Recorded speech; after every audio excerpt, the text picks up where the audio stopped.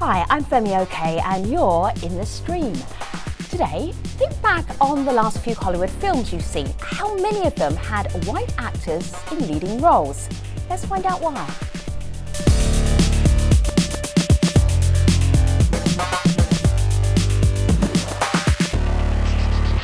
So there's a hashtag doing the rounds on Twitter, and the hashtag is #so Oscars white, or Oscars so white. Get it around the right way. Right. Malika Bilal, you've been digging deep into that hashtag. Right. What have you found? It's pretty nuanced, and there's some really good ones. I want to show you the take of one of the ones our producers found. This is a video parody of that hashtag from someone on YouTube called Nice One Francie. Have a look. Maybe it's a fact we all should face. Everyone is voting based on race and gender. Oh my god, stop playing the race card. Maybe those actors were just more talented. Yeah, right. Maybe they were just more talented. That's one take. We want to know what you at home think, so tweet us with hashtag AJStream. Hi, I'm Amos. I'm an Israeli filmmaker and I'm in this film. James Bond, Jason Bourne and Wonder Woman. Why is it that most Hollywood movie and television heroes don't represent the multicultural makeup of audiences watching them? Now, according to a 2014 University of California, Los Angeles study, only 10% of Hollywood film leads were given to diverse actors, even though minorities make up almost 36% of the US population. The numbers are even lower for women and those who work behind the scenes in movies and TV shows. The issue was again highlighted by this year's Academy Awards to be held on Sunday. All 20 acting nominees are white. The hashtag Oscars so white began trending on Twitter as people questioned why there seems to be a disconnect between reality and what people are seeing on screen. Joining me to discuss this via Skype in The Hague, we have award-winning writer and director Ama Asante. Her most recent film, Belle, has received critical acclaim. In Los Angeles, we have Samir Gardezi, an award-winning writer who has written for the Emmy-winning series Modern Family. Actor, TV host and comedian Suzanne Awang has had roles in Arrested Development, Dexter and 2.5 Men, to name just a few. And via studio we have Rick Nahera. He is the author of Almost White, Forced Confessions of a Latino in Hollywood. He's also a comedian, actor and director. Great to have you all here. This is probably the best casting call ever. Welcome everybody, great to have you. Let's start this conversation by way of my laptop here. We've got a little WebEx that we did recently. Hashtag Oscars so white, backlash after all white nominee list. And here are the nominees. We have the women here, scooting down to the bottom. We have the guys, all nominated for Oscars coming up on Sunday. Suzanne, when you see these pictures, what does that make you feel like? Well, it's interesting when I was thinking about the concept of whether or not Hollywood is racist based on Oscar nominations. From what I understand, I've never been nominated for an Oscar, but it's sort of, those are two separate questions because the Oscars are not merit-based, they're popularity-based, and people spend a lot of money and time and energy with marketing and publicity campaigns, and those are the people that end up getting nominated. Right. I mean, this is my understanding. So, Amma, you were sort of nodding there a little bit. When you look at the Oscars coming up on Sunday, is it telling us something about Hollywood in particular, where we're looking at diversity, or do you just think, oh, it's just an award ceremony, it's just a show? You know, Femi, I think it's a little bit of both. You know, I think on the one hand, award ceremonies often reflect the industries that they're rewarding. And then on the other hand, you know, the Oscars are a relatively small, though, you know, you can still deem them important, but they are a relatively small organisation who have this impact and power. And so, you know, in many ways it worries me, and in some ways it doesn't. When I think about my filmmaking, I think, you know, I want to connect to the hearts of the people who are going to watch the films, to the audiences, and of course awards come second, but awards often attract audiences, and so, you know, the two things can go hand in hand. Well, Rick, we have a tweet here that raises an interesting point I want to direct to you. This is from Pearl Bailey. This person writes, Hollywood doesn't shy away from almost anything that will make money. It doesn't matter who it appeals to. So this person's point is that if these movies made money, perhaps you would see more of them. These movies, of course, being ones that have minority actors and actresses in the role. What do you make of that perspective? Well, I mean, it's partially true. I mean, Hollywood is always going to go where the money is. I mean, it's not a question, is Hollywood prejudiced? You could say Hollywood's a little prejudiced, but if you're a little prejudiced, you're still prejudiced.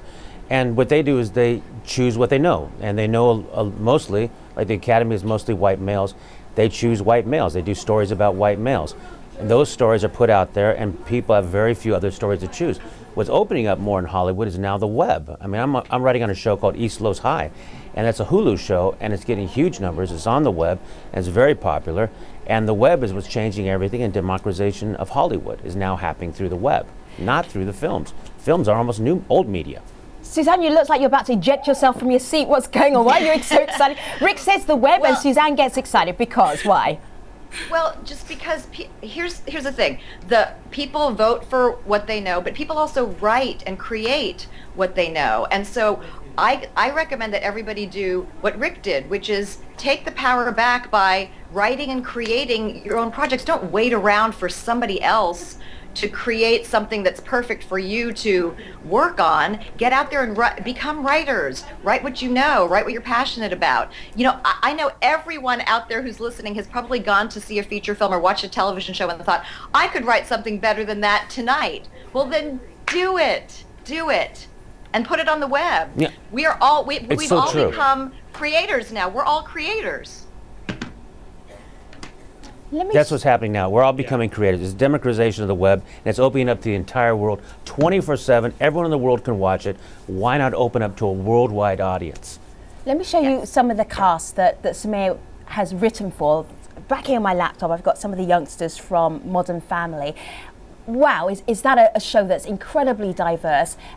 It keeps you guessing in terms of relationships, in terms of ethnic backgrounds, Samir. This is a show that you worked on, and I would say pretty much colorblind casting. Could that be another antidote to the way that TV in the US thinks and maybe Hollywood casts? Is that maybe if they thought less about color and more about performance or ability, that might be a way forward? I disagree with that colorblind logic entirely, only because I think that it's those who are making the decision making who kind of make those choices. So when you say colorblind, it's like, okay, well, I'm not thinking about race, but then you automatically destroy all the experiences of people who come from different types of backgrounds. So for me, I think that there's a middle ground. I think that, yes, you should find the best talent out there, but I think that you have to find the voices that make sense for those characters. And so with Modern Family, I think is a great example, but I mean, I think we can do better in the sense that who are the main leads? The main leads are white people. And I've yet to see a show where you have a full cast of people of color, where it's not just reliant on one white character that is the through line into the story. And that's the bigger problem, I think. I think that we're always going to have exceptions. You know, we're going to have the Mindy Project, we're going to have a couple other shows, but we're not seeing a big true change. And, you know, that's very shocking to me, especially since it's 2015. We talked about a study go ahead, Rick. You go first. Yeah, the change really starts in the writer's room. I mean, that's really what it does.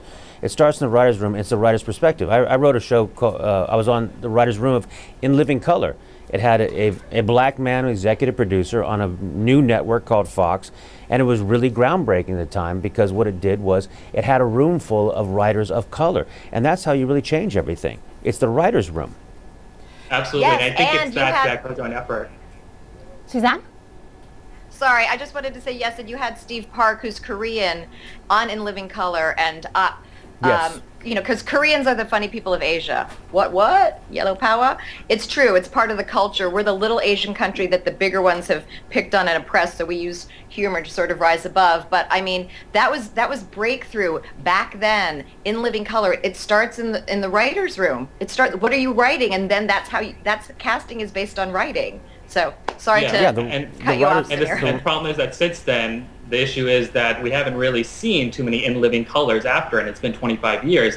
And that's the problem. I feel like when you look at, say, some of the great shows in the 90s, Fresh Prince of Bel-Air, Family Matters, even the latter years of the Cosby Show, these were norms. These were norms that were happening on major network television, and now you see a lot of people of color shows relegated to cable or niche television. And though I agree that that's great and that there's different aspects of content being able to be shared through different means, but at the same time, we should be raising an eyebrow and thinking, what the hell happened? Because it's a big difference, and now a small show that happens to have a cast of people of color, it's considered a big victory. Sure. And again, I look back and say, like, wait a second, why are we considering these victories when we had this before? We should have been progressing since then. Guys, take a breath for a moment. Let me just bring in the community. Malika? Well, I just wanted to bring in this anecdote. This is from someone on Twitter who writes, when I lived in LA, I was scoping out casting sheets and they looked like a socioeconomic case study in racism. So I know our guest said that it's not just about the casting, it's the writing, but that's just one experience from one person. But I want to shift here a little bit and read you these two tweets from Alex. And he says, I guess some of this is because we tend to assign roles to people according to their color or social status. A Latino is sometimes seen as undocumented immigrant, even if that person is successful, this person writes. So you're a director. I'm wondering if you believe other directors like you even notice this when they're in there directing their shows or their films. Do you think they notice these tropes that sometimes get played out? I think they do and they don't. I don't think white directors do. I think they do and they don't, in the sense that I think when you're directing, when you're telling any kind of story in a short space of time, you're often looking for shorthand to get across your message. And I think that lazy casting can sometimes be about shorthand.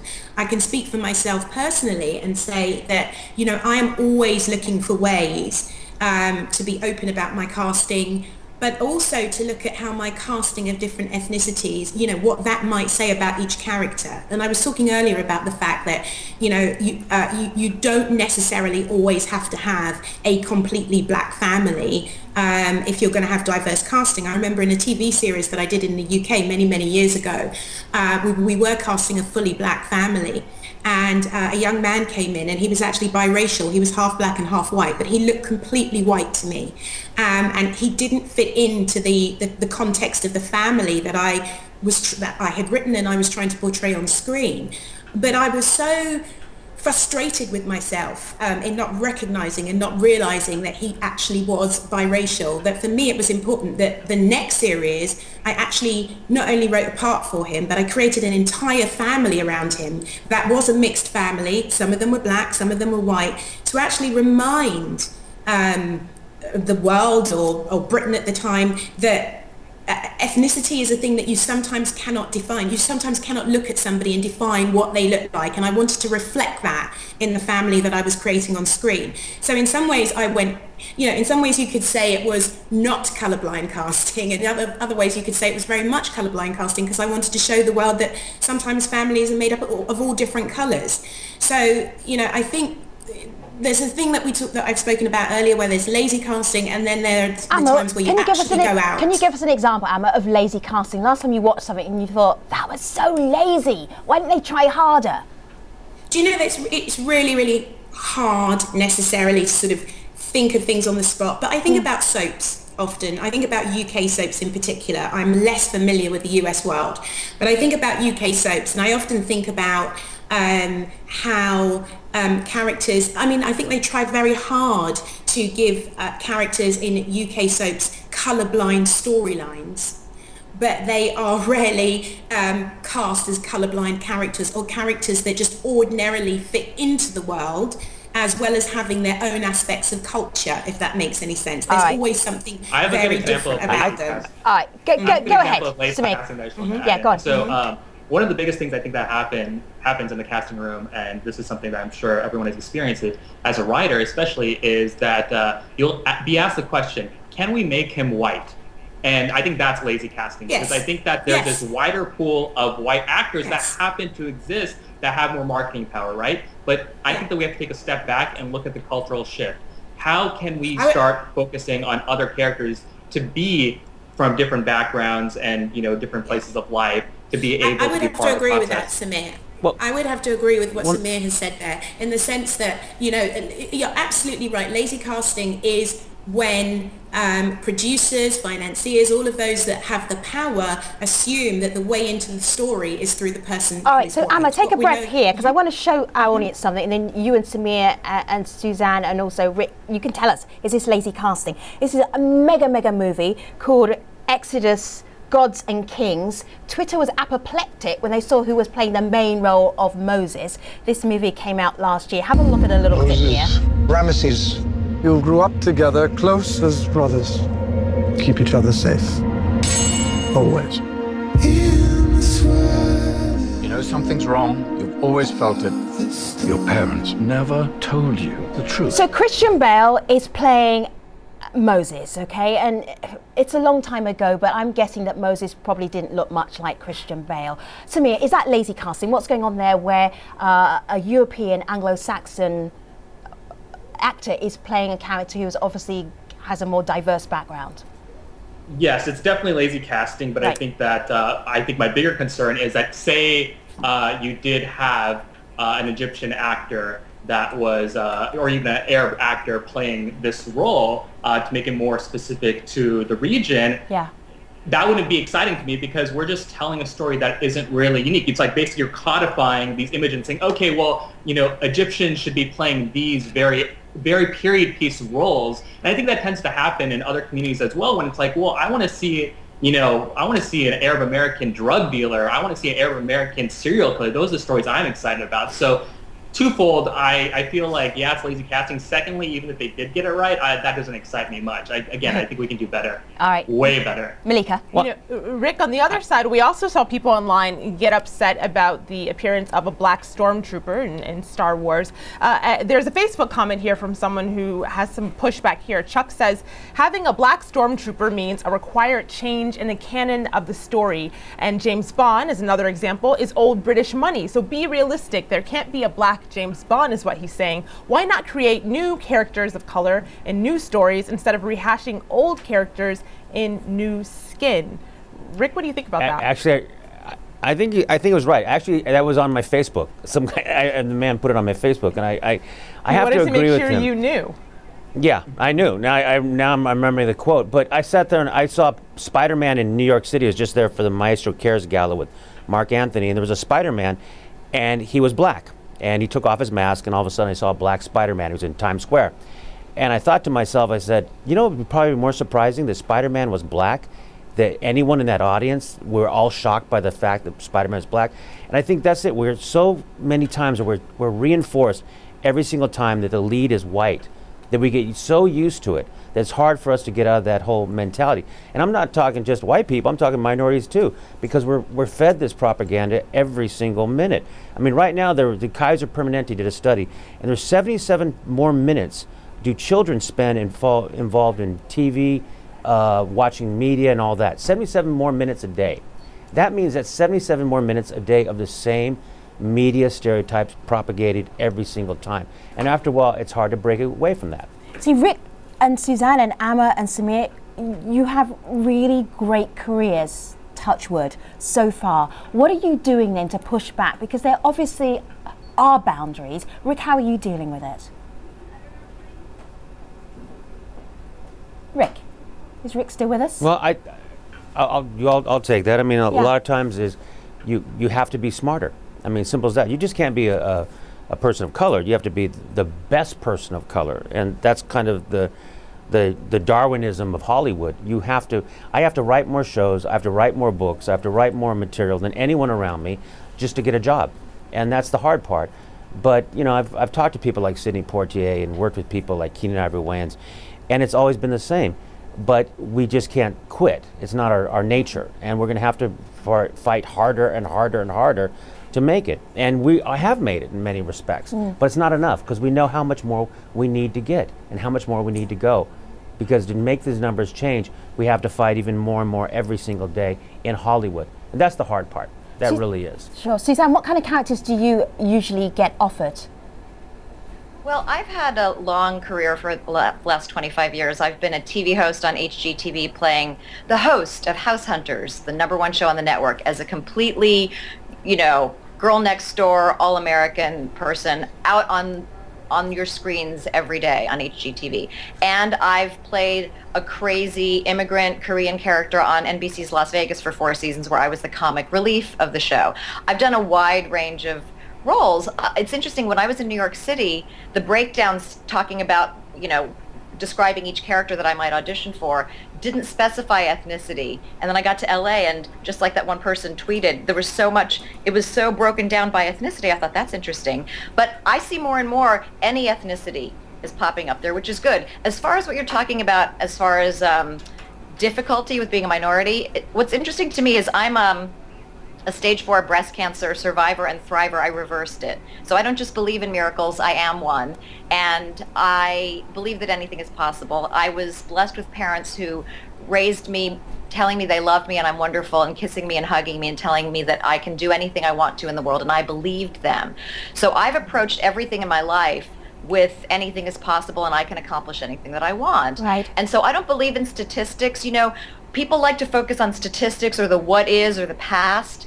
Those are just numbers about what other people have created in the past, and they don't necessarily have anything to do with what I create in my present and my future. Right. So that's why I want people to, if you don't like what's happening, produce your own stuff, write your own stuff. Don't sit around complaining and come from a place of anger and resentment and blame, because Einstein said a problem cannot be solved.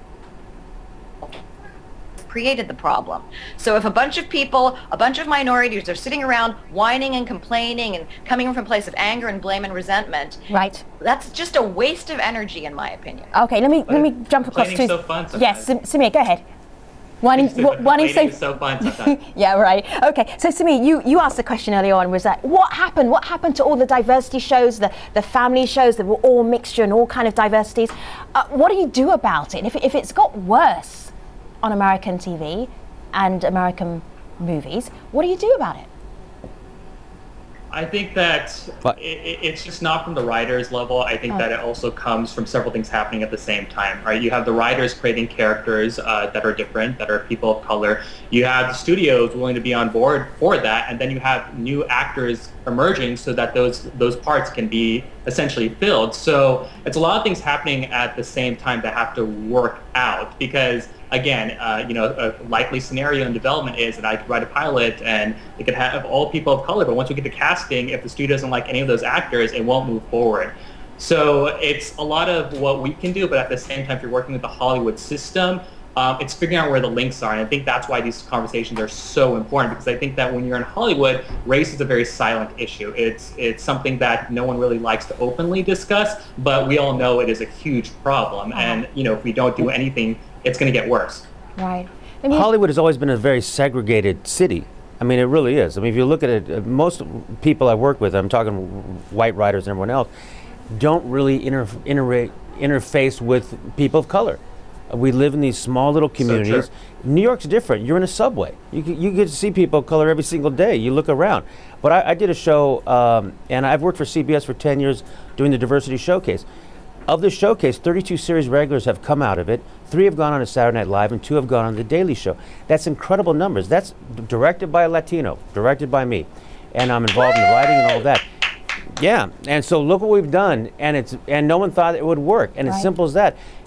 Give them the showcase, and the showcase normally is a TV show. It's those things, because TV makes stars. You have to go out and find different pictures and different people. I'm Latino, but look at me. People, I walked even in here. One of the people here at Al Jazeera said, "Wow, you don't look Mexican," and he was Puerto Rican, because we don't even know. And this is the point at which I say thank you to our guests. I'm taking you to the post show.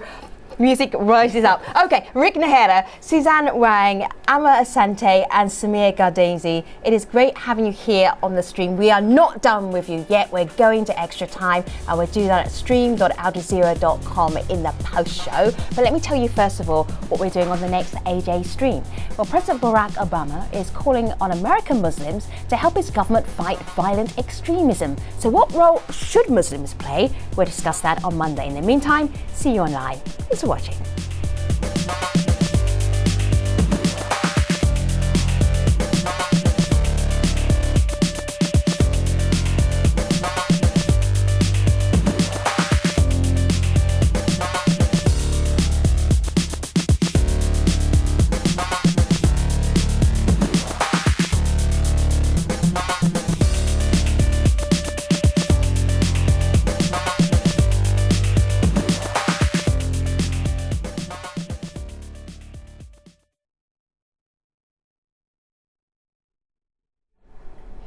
Hello again, this is the Streams Online Post Show. Great to have you come back to the conversation. We're talking about diversity in Hollywood and on American TV. We have got such a fantastic lineup. I really do want to pick their brains for some advice. Amma, I saw your TEDx in Brixton, and it was really great for you to talk about what you can do about this. We've just lost Amma. So let me go back to Samir. And Samir, if you were looking and somebody else was looking at this show and saying, well, I totally relate to what you're saying. What do I do about this? What would you tell them? What advice would you give them? I would say if they are an artist and not just someone that is, a viewer or part of the audience, I would say just keep on learning your craft, perfecting it. I tend to agree with Rick where, you just have to be the best at your game in order to succeed in this industry. And it will eventually get to the point where you will rise from your hard work. I do believe that about Hollywood. But again, I think I go back to the idea of open discussions. I don't think many people like talking about race in this country. And I think that we have to understand not only about race issues, but how gender issues come into play. There's intersectionality that's going on. We talk about people of color being brought into positions of power, but then what about women of color? What about queer folks of color? What about trans folks of color? So the conversation is just very, very complicated. And I think the first thing we can do is just start talking about it and then creating the avenues, because otherwise we're just going to replicate the same things. And that, in my opinion, is what I've seen in the last 10 years I've been in this career. When was the last time you actually had that very candid, open conversation? So I have this very dark cellar in my basement, and so we all go down there and have these secret conversations. And also, I'm Pakistani, so like the NSA is always bugging. I just want to check that you're not just saying it; you're actually talking the talk, Samir. Okay. All right, Malika. Well, speaking of conversations, there's this one going on that got a response on Twitter. Martha says, "I'm tired of the stereotyping in Hollywood. Us Hispanics," she writes, "are more than gardeners. We're more than maids. We're more than factory workers." So Rick, this reminds me of a story that I know you told our producers ahead of this show about a conversation you were having with a producer about working with Latino professionals. What happened? Yeah. I was writing I was writing a pilot. It was an HBO, I think it was, with a very white writer, and he turns to me, and the scene was this. It was taking place in Central Park, and a woman's running through the park, and there's a conga player who's playing. He's like, "Hey, don't run from love, baby, don't run from love." She runs by, and the man says to me, he goes, "Rick, we can't put that in the show." And I go, "What are you talking about?" He goes, "Well, you know how frightening it is for a Puerto Rican to yell at a white woman when she's running through the park?" And I said, "It's a conguero. He's got a 300-pound conga. He's not going to pick it up and run after her. He's flirting with her. Are you kidding me?" And he's like, "Oh, you're right. And I said, "Saul, have you ever worked with a Latino professional before?" And on cue, his maid walks in with a cup of coffee and he says, "Just Maria." And to me, that said it all, because he's a great guy. I mean, I like him very much, but the truth is, his only Latino he had worked with, other than me, was Maria, his maid, and she actually had the name Maria, which is very stereotypical. So typecasting there. It was great casting. Did you laugh or did you cry, Rick? Though in that moment. You laugh and cry. That's what comedy comes from. Yeah. Comedy comes from pain. So in a lot of ways, there is that pain. I mean, I was called a wetback growing up and things like that. But in my neighborhood, I was called a wetback. But I have to tell you a story. 3 other people grew up in my neighborhood. One is Ellen Ochoa, an astronaut, and one is Juan Vargas, a congressman, and one is me. That's doing pretty good for 3 wetbacks from a little town of La Mesa, 15 miles from the border. And when it comes to Hollywood, Chris Rock said it best. You have to try really hard not to hire a Mexican in Los Angeles, in Hollywood. Can you believe that? It is the most segregated town. Samir, say that again. Can I ask you a quick question? Yeah, go ahead. I just want to ask Rick a question. Yeah, go ahead. And I feel like as a South Asian American, I'm almost overrepresented in Hollywood, oddly enough, both behind and in front of the screen, where undoubtedly there's at least one, and when I say South Asian, I'm going to just say Indian, there's an Indian writer, and there's always the ethnic best friend is always Indian now. And it feels like, just representative of what this country is made up of, that just seems absolutely absurd to me, because it seems like at least everyone should technically have like 3 Latino friends, if we're talking about numbers. Yeah. So I just want to get your thoughts about how, and I have my own thoughts about why this happened, but I'd like to hear your thoughts. That's a great point of view, because I'm telling you, East Asians are the nice Mexicans to Hollywood. I mean, when it comes down to it, it's like they're dark, they're educated, and they seem to be really nice. Let's put them on the screen. And it's kind of almost the inherent prejudice within the room to not to think of people that are Indian, East Asian, all these other groups as being other than the doctor, the lawyer, the best friend, the quirky. But they're almost asexualized too, if you ever notice that. You see the people that are Indian characters on air, they're not the sexy guy. But the Latino gets to be the sexy one. But they, like on but Big that's Bang the Theory, craziness. that guy has to drink to talk to women. I was just saying, like on Big Bang Theory, the character has to actually get drunk to talk to women. I think that's perfect exactness of asexuality. Yeah. But yeah, I agree with you. I think that South Asians and East Asians fall into the category of model minority. We're non-threatening. Actually, when I was in the writer's room, one of my colleagues said to me, "Oh, Samir, you're just basically white," which for a second, like I understood what he was saying, but at the same time, I was taken aback because there's layers to what that means, and there's also a certain level of invisibilization that I think that East Asians and South Asians kind of deal with. Samir, so what did you say back? Because either that's a compliment or it's an insult, it's a complete diss. I'm not too sure which. What I did didn't you say say anything back at the time. I was a very young writer. I said, I wish I could be white when I'm going through airport security, because that'd be great. Yeah. All right, let me just go back to let me go back to the community, and then I'll head back to you guests. Give me a moment. Suzanne, I heard you laughing there, so I'm going to direct this to you. But we are getting some pushback online from people who are hearing what you all are saying, and they don't quite believe it. So Michael writes in to Samir. He directs it to. He says, "I believe in mermaids and unicorns too, but that doesn't mean I actually expect them in reality. So hard work, as you mentioned in this program, it won't go that far," Michael says. And Emily says, "There was a nice speech about stop complaining and creating our own projects from Suzanne, but Hollywood is not open to a lot of creative people of color." So what do you say to, I see you shaking your head, Suzanne. What do you say to that? Well, first of all, Hollywood is made up of people. When people say Hollywood is racist, that's a gross generalization, which is what racism is in general, is gross generalizations. Hollywood is made up of individual people. So if you want to change that and you come to Hollywood, or if you're in Hollywood, become one of the people that produces, that makes decisions, that makes money. Money is power. Write content that's excellent, like Samir is saying and Rick are saying. Create your own projects, be the best, be passionate, be tenacious, and support people, by the way, within your own race. I'm fascinated by the fact that I was on House Hunters for 10 years hosting this show. Most of my fans were not Asian. I didn't get heaped with praise for playing, an all-American person on television.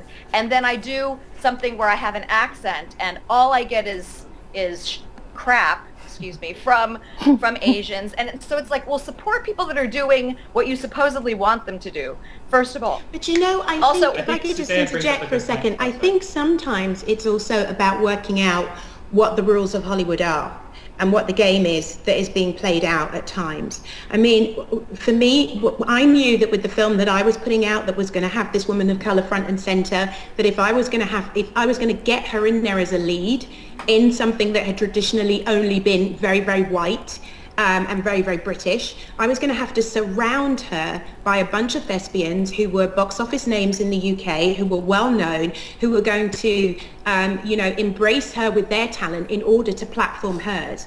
And I love this saying that Scorsese has, that sometimes you have to smuggle your ideas. So sometimes it's about, I say it often in interviews that I do, I've said it in TED Talks and all sorts of things, it's about knowing what the rules are. Just tell me what the rules are, these unspoken rules, and then let me find my way to sometimes try and negotiate them. Amma, so what are the rules? What are the rules that you had to play by?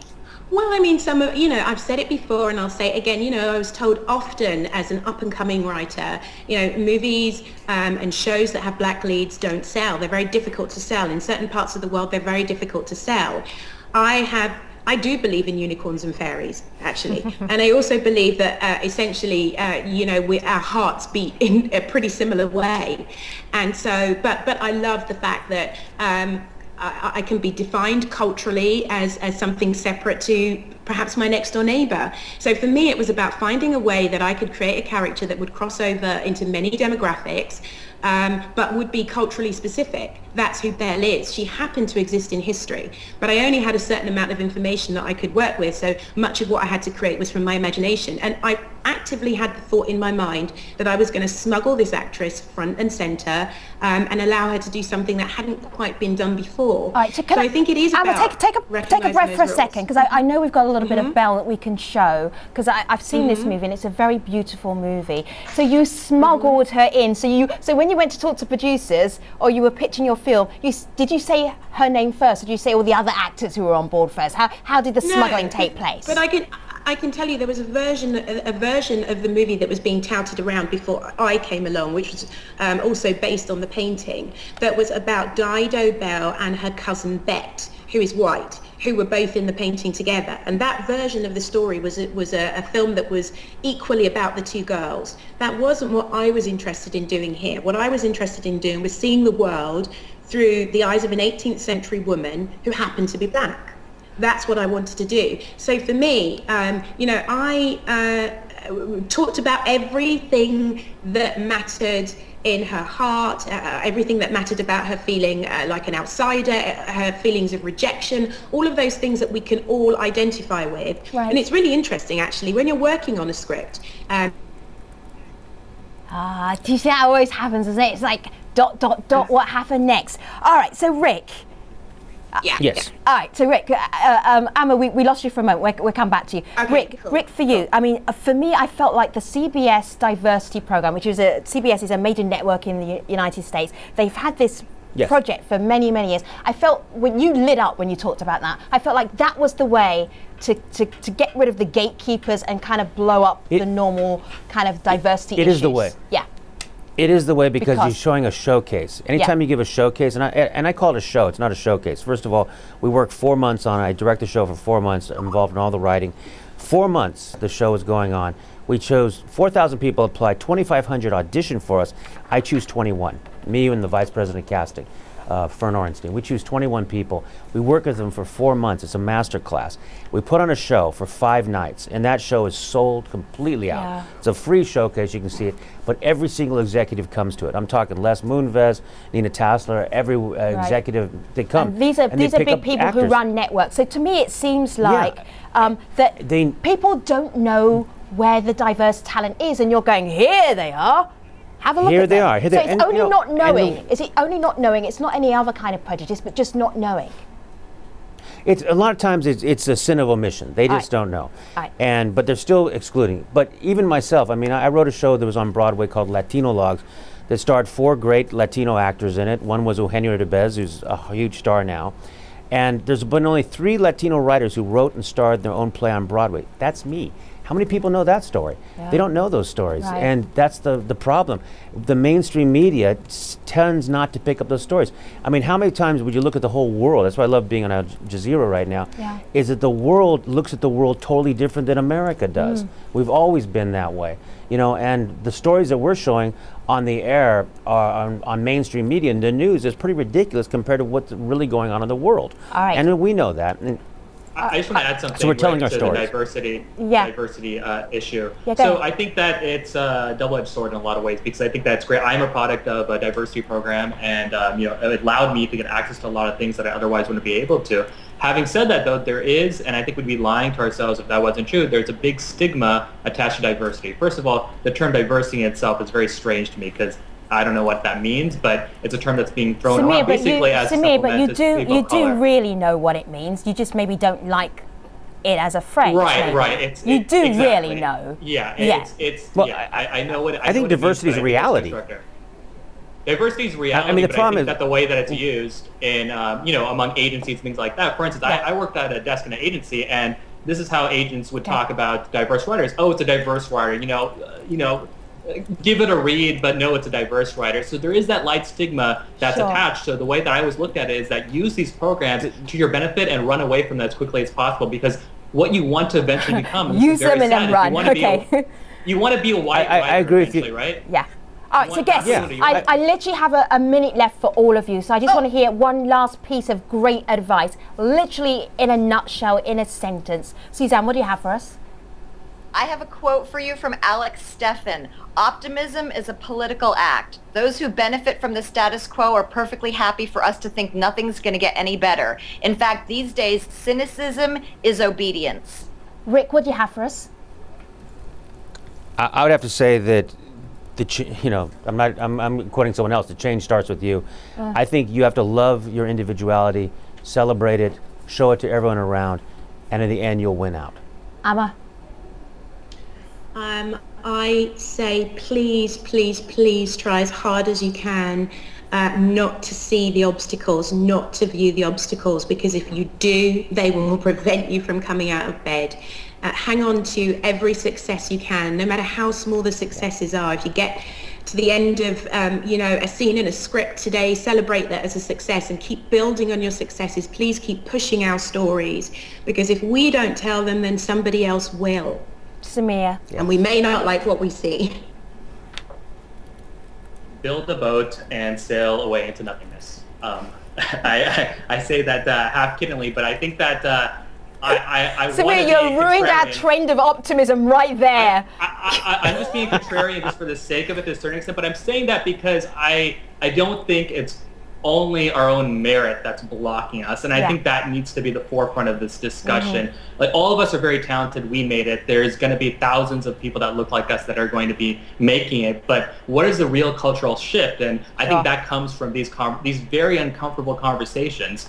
And so I am hopeful that, look, I'm one of 2 Pakistani writers in TV, and that's strange, and it's been like that for 10 years. I got my first job from the other Pakistani American writer. Samir, your one-line thought is very long. Wrap it up for me. Although I'm enjoying it. Stick with the boat and sail away into nothingness. Oh my goodness. Samir Daisy, keeping it real. Amma Asante, thank you so much. Suzanne Wang, we've enjoyed your company. And Rick Nahela, thank you very much indeed. A real conversation about colour blindness in Hollywood, diversity in Hollywood and American TV, keeping it real, our amazing cast of guests. Malika? Last word on Twitter, this is Joseph who writes in, Oscars so white, here's how diverse next year's award hopefuls could be, showing a picture of Will Smith, Sam Jackson, Lupita Nyong'o, so we shall see. All right, maybe 2016. Moving on to our next show. President Barack Obama is calling on American Muslims to help his government fight violent extremism. So what role should Muslims play? We'll discuss that on Monday. Until then, see you online.